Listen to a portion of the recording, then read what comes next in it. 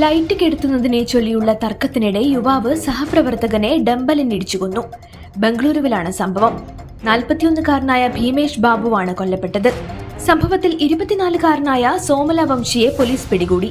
ശനിയാഴ്ച പുലർച്ചെ 1:30 ഇരുവരും ലൈറ്റ് കെടുത്തുന്നതുമായി ബന്ധപ്പെട്ട് തർക്കമുണ്ടായത്.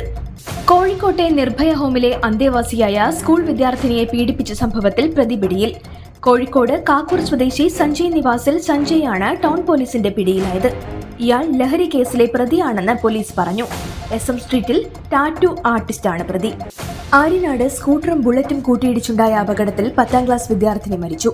ചെറുകുളം മധുഭവനിൽ ബിനീഷിന്റെ മകൾ ആൻസിയാണ് മരിച്ചത്. അപകടത്തിൽ ഗുരുതരമായി പരിക്കേറ്റ ബിനീഷ് ചികിത്സയിലാണ്. കേരളത്തെ അതിദാരിദ്ര്യമുക്തമായി പ്രഖ്യാപിച്ച് മുഖ്യമന്ത്രി പിണറായി വിജയൻ. കേരളപ്പിറവി ദിനത്തിൽ പുതിയൊരു ഉദയം സാധ്യമായിരിക്കുന്നുവെന്ന് തിരുവനന്തപുരത്ത് സംഘടിപ്പിച്ച ചടങ്ങിൽ മുഖ്യമന്ത്രി പറഞ്ഞു. നടൻ മമ്മൂട്ടി ചടങ്ങിൽ മുഖ്യാതിഥിയായിരുന്നു.